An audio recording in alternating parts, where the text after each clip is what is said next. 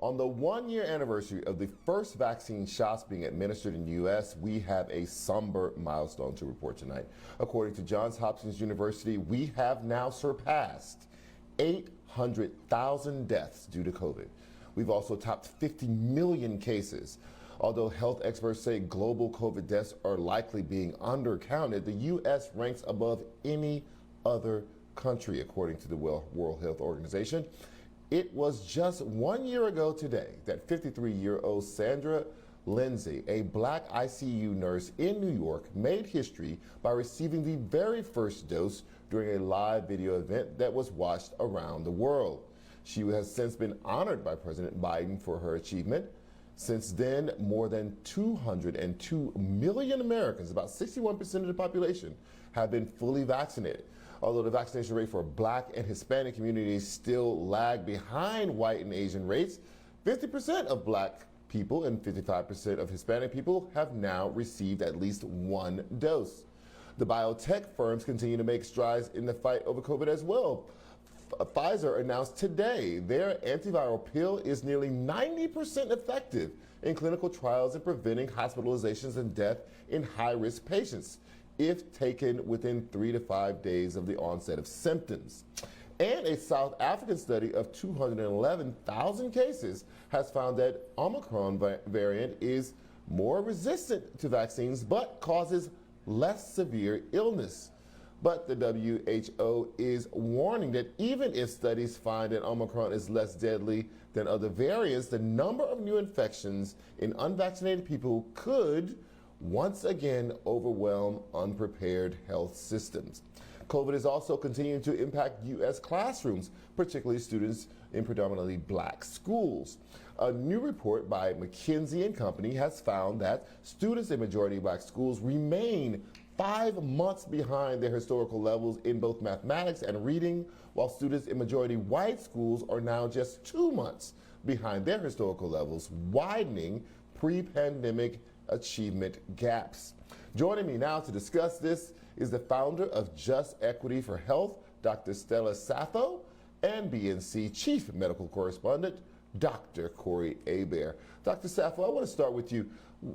What do you know, how do you just take in and contextualize these just massive numbers? 800,000 Americans dead, 50 million having been infected already.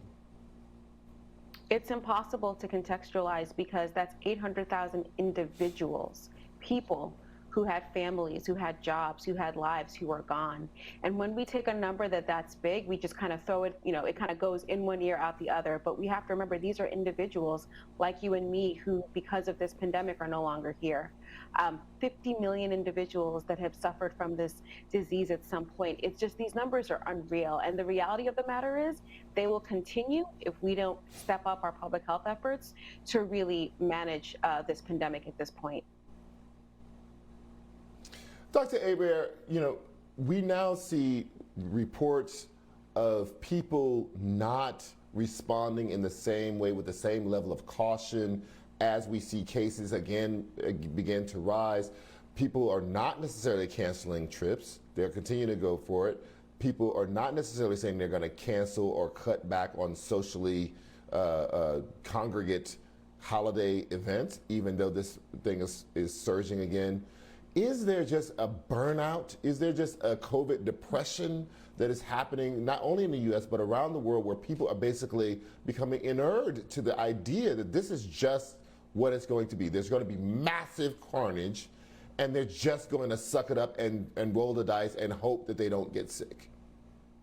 Yeah, basically people are having COVID fatigue. And so once you get to the point where you are feeling reckless abandon about, society as well as your own personal health, then we know that we've gotten to a point where we're going to have to do something a little bit different for us to do something better. And that's what we're going to have to get to in the next at least week to 2 weeks. And we have to get there because when you see that this gap is widening for African American children and their education.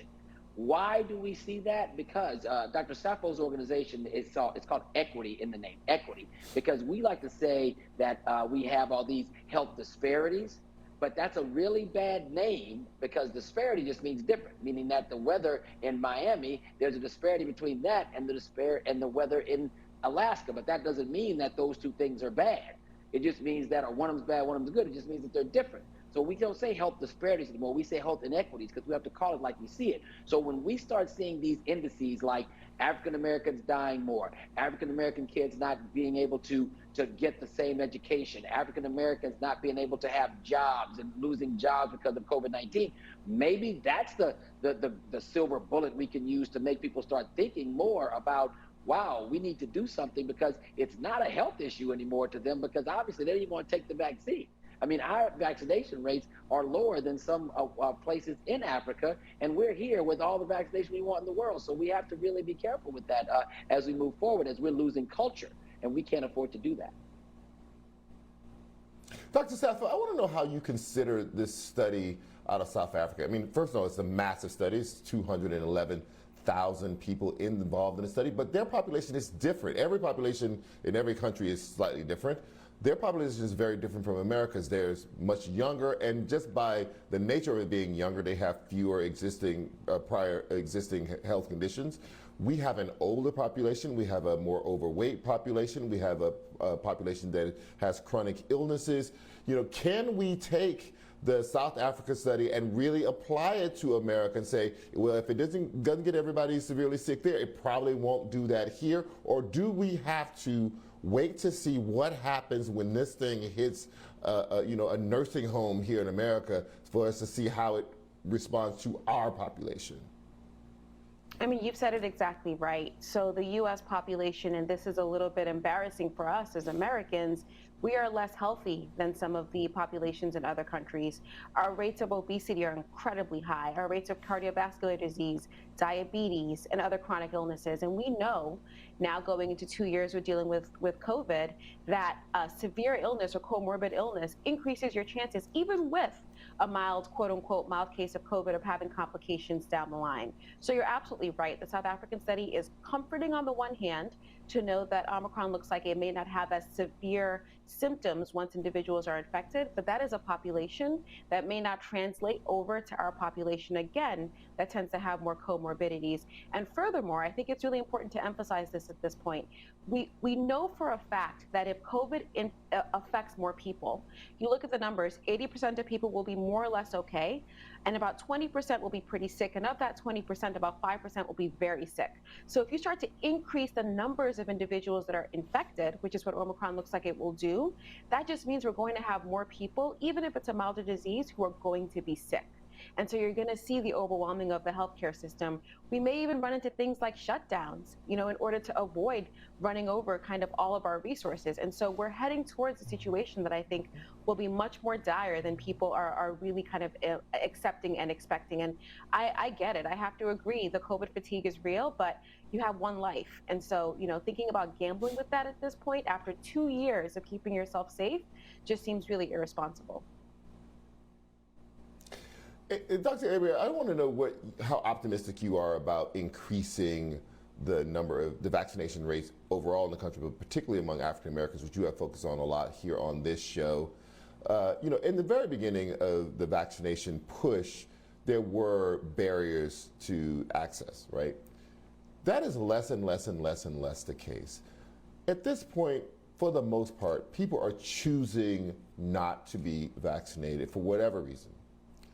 And those numbers remain incredibly stubborn. There's some movement when there's, mandates of some sort of government mandate, work mandates, but for the most part, the people who are now unvaccinated have made a choice that this is not something that they want to do.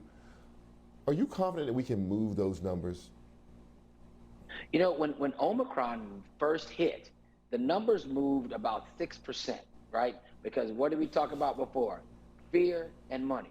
People are like, uh-oh, I'm going to get this Omicron. I got to watch out for my Omicron, right? And I heard that all across, the diaspora. I was like, it's Omicron, and we have to watch out for it, okay? But the bigger issue is that it moved the needle because people got nervous, right?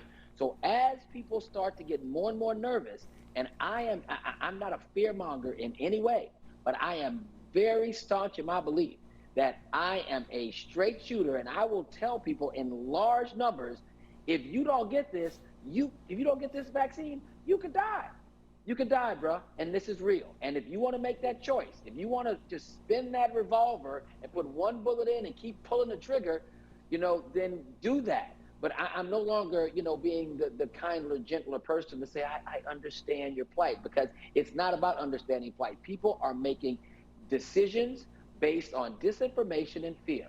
And they have to trust the trusted sources, because we have been here on Black News Channel telling you to wash up, mask up, separate and vaccinate. And everything we've said on Black News Channel has come to pass. And that is a fact. And if you are at the point where you're about to go into to not get the vaccine, and 90% of people in the hospitals right now are unvaccinated. And that is also a fact.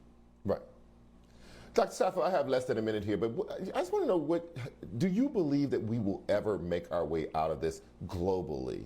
We still have an enormous continent of Africa where the vaccination rates are incredibly low, but even in wealthy countries, the vaccination rates are not nearly where they need to be. Everyone is running into vaccine hesitancy, regardless of what country you're in.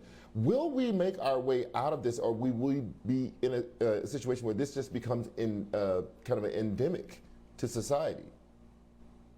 I think we're going to suffer more before we make our way out of it. I do think we'll make our way out of it. We need strong policy recommendations that come from, really our governmental leaders, our local, our state, and our national leaders. That is what we need at this point. And we need to talk about things like removing travel bans, implementing mask mandates, things that people don't want to hear. But that's going to be the way that we go forward. I will say it is embarrassing as a species that we have been brought to our knees by a virus. Viruses don't have any components to them, and yet here they are really defeating us. I think at some point, as a conglomerate, as humans, we're going to get tired of COVID kind of getting us at every turn, and we're going to pull our act together. I have to believe that. The optimist in me has to believe that we will get it together. Yeah. There will be more suffering, but we will get it together.